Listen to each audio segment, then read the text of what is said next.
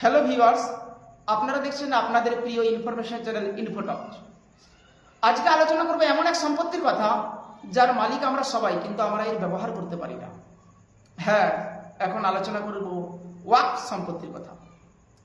লক্ষ লক্ষ কোটি টাকার সম্পত্তি ওয়াকফ সম্পত্তি, কিন্তু তবুও মুসলিমরা আজ 20 কোটি মুসলিমের 30%-এরও বেশি দারিদ্র্য সীমার নিচে অবস্থান করছে। এত সম্পত্তি থাকা সত্ত্বেও মুসলমানরা কেন শিক্ষা, দীক্ষা, অর্থনৈতিক সবকিছু দিক থেকে পিছিয়ে থাকবে বা পিছিয়ে আছে?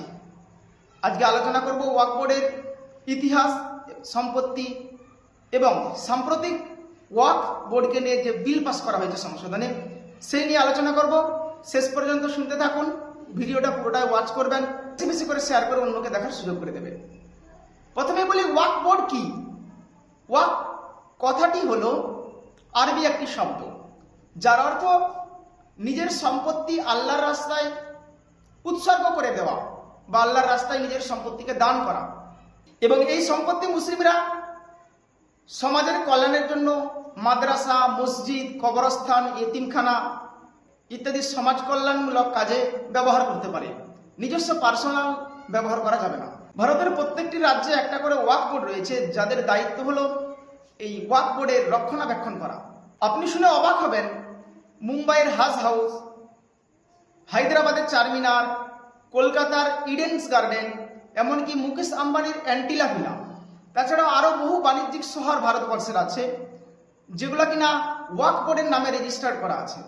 এত বিপুল পরিমাণ সম্পত্তি থাকা সত্ত্বেও মুসলমানরা আজ পিছিয়ে, তার কারণ রাজনৈতিক হস্তক্ষেপ এবং অদক্ষতা, সুষ্ঠুভাবে পরিচালনার অভাব এবং ওয়াকফ বোর্ডের অবৈধ দখল। 2006 সালে সাচার কমিটি একটা রিপোর্ট পাশ করেছিল, যেখানে বলা হয়েছিল ভারতবর্ষের মোট ওয়াকফ সম্পত্তি 1.20 লাখ কোটি টাকা।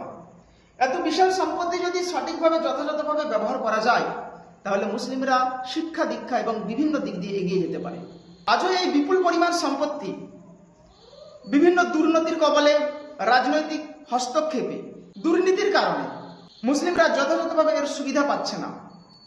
এবং বর্তমানে বিজেপি সরকার ভারতবর্ষের সংসদে ওয়াকফের যে সংশোধনী বিল পাস করেছে, তাতে বলা হয়েছে ওয়াকফ বোর্ডে মুসলিমদের যেটা পার্সোনাল বিলঙ্গিংস, অর্থাৎ ব্যক্তিগত সম্পত্তি, মুসলিমদের দান করা সম্পত্তি, তাতেও অমুসলিম সদস্যদের রাখতে হবে এবং সরকারের ক্ষমতা এতে বৃদ্ধি পাবে।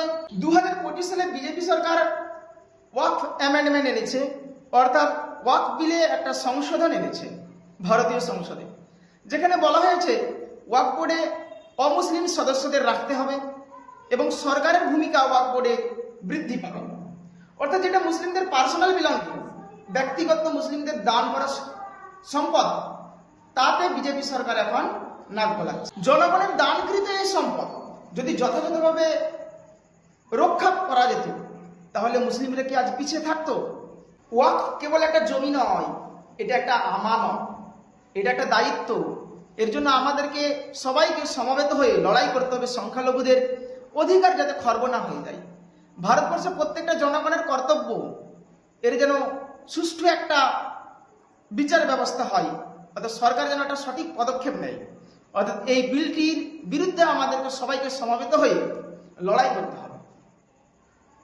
ভিডিওটি যদি গুরুত্বপূর্ণ মনে হয়ে থাকে, তাহলে অবশ্যই ভিডিওটিকে লাইক করবেন এবং বেশি বেশি করে বন্ধুদের শেয়ার করে দেখার সহযোগিতা করে দিন।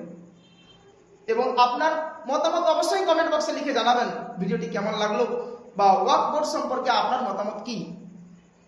এবং চ্যানেলটিকে পরবর্তী ভিডিও আপডেটের জন্য সাবস্ক্রাইব করতে ভুলবেন না।